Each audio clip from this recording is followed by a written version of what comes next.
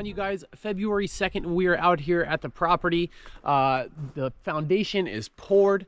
There's no concrete in the inside. Obviously, we have to do columns first, but they just cleared their last truck out of here. We haven't had great weather, so it's been a challenge to get it done, but they are done. It is all set. It looks mint, and there's some work to do that we have to do. I'm wrapping up another project for another customer, and then I'm on to this.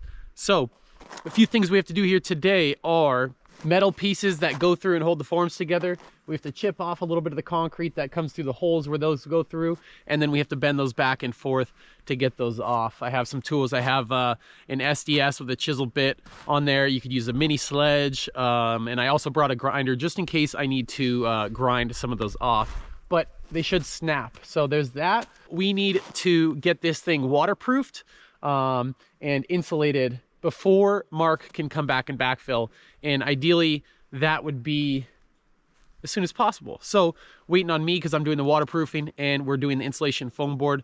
We are doing R10 foam board up to grade, which is about 8 foot.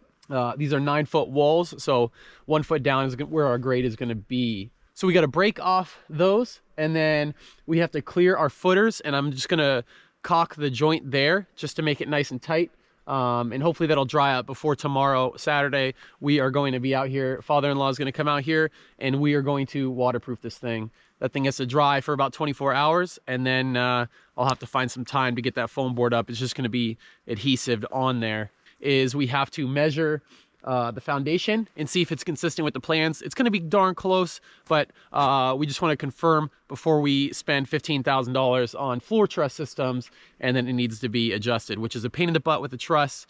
So yeah, we're going to confirm and then hopefully get those ordered here soon. I'm assuming they're going to be like 3 weeks to get those, which will give me time to finish up my other job and then get here.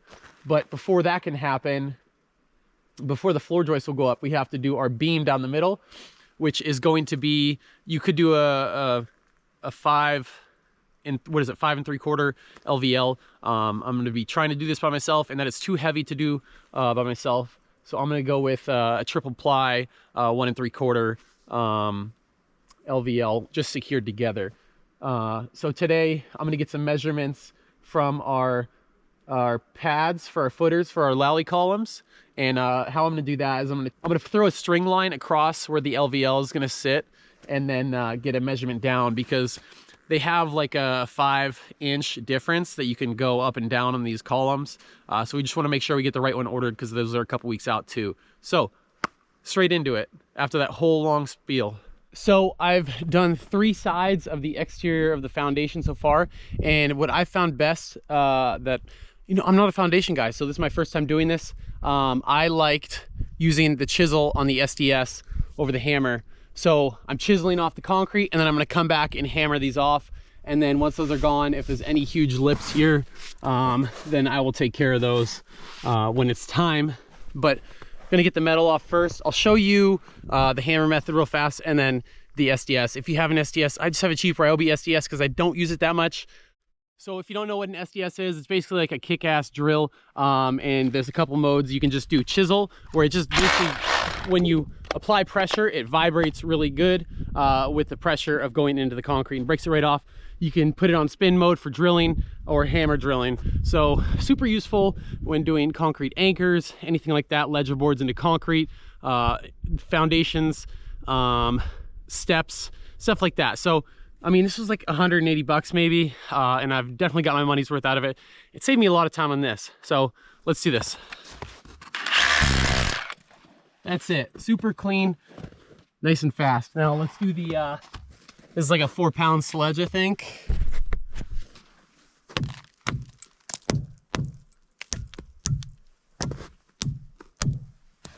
And I feel like it just comes off more clean with the SDS, so that's what we're doing. And then when I come back and hammer these off, I'm just going to use a 28-ounce framing hammer.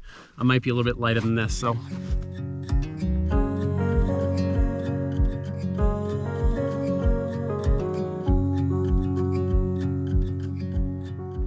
Going along good so far with this 28. Let me show you how it's working. If you're doing this, talk to your concrete contractor if they don't pull these off. He said if you hit them down, they're just gonna bend back and forth. But if you hit it side to side, they will snap off. So there might be some trick to each specific tie that they use. So that could save you some time.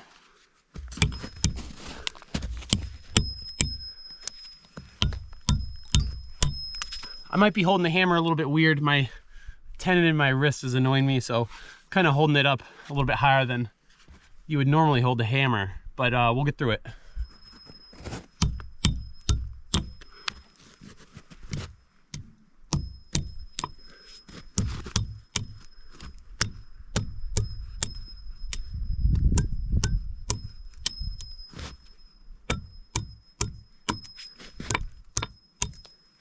I don't know about you guys, but I don't know if this is like an ASMR video.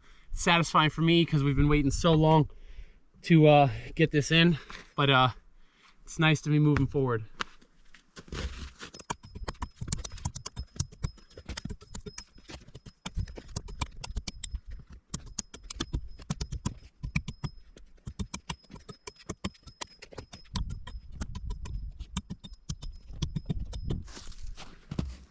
One whole side down.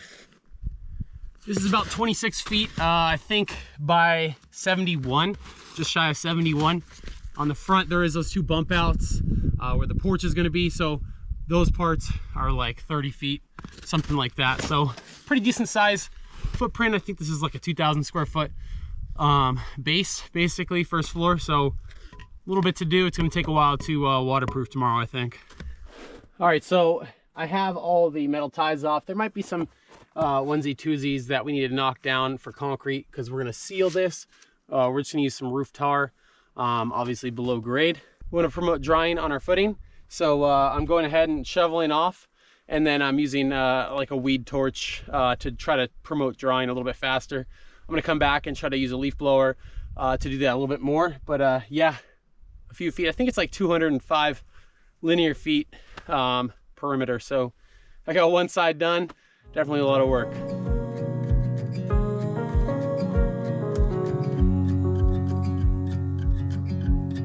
Now, some people opt to use companies that just do waterproofing. I'm going to be doing the waterproofing myself to save money. The companies will come and spray it on. We're going to have to roll it / brush it on and just see what works best.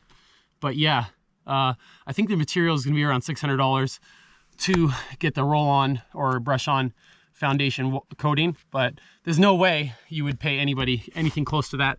So just depends if you have the time or not.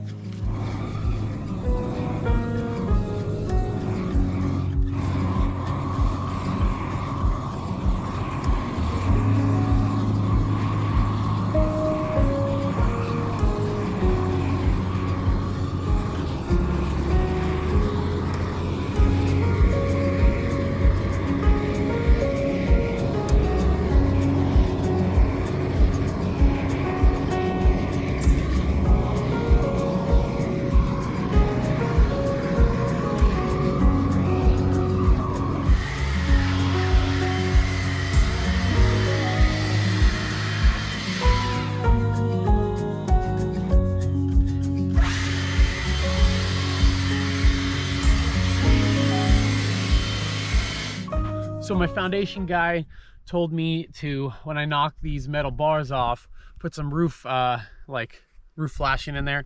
And I had some Loctite roof flashing that I had left over from like doing window seals and like for the zip system or whatever to seal that up. So I used that and it was a heck of a time.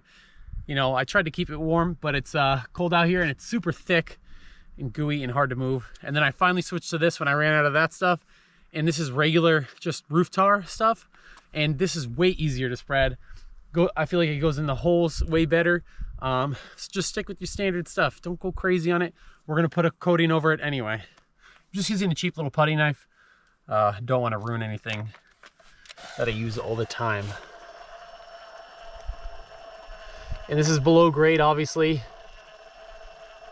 This caulk gun's nice to have. It takes a little bit of a reset if you let off the trigger, so I'm kind of just moving quick. Like it is below grade, so it's not going to really matter if there's a little bit of overspillage. And I'm just going to empty the whole tube, and then I'm gonna come back and mash all this in to the hole, specifically to cover the rebar is like the biggest thing, because that's where it kind of divots in at, and you don't want it to like rust. So I'm gonna give this an extra layer of protection.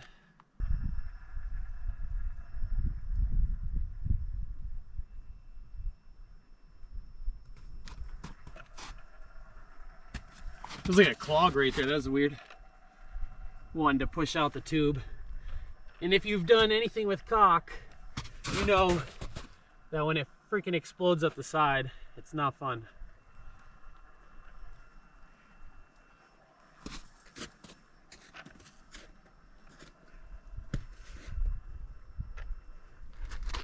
Just make sure you're wearing gloves. This is some nasty stuff.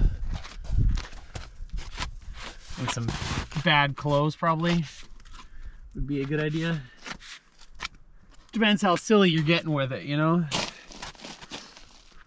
Kind of in a hurry, so I'm going crazy right now.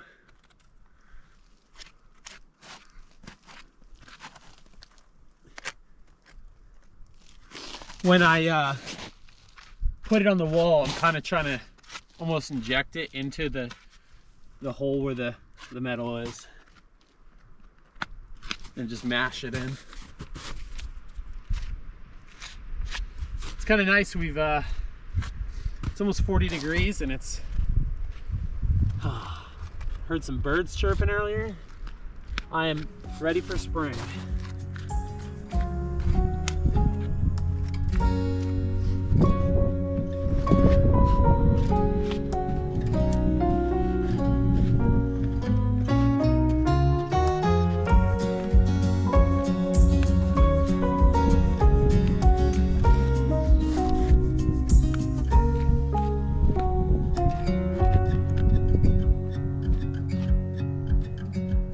All right, so all of the patching is done.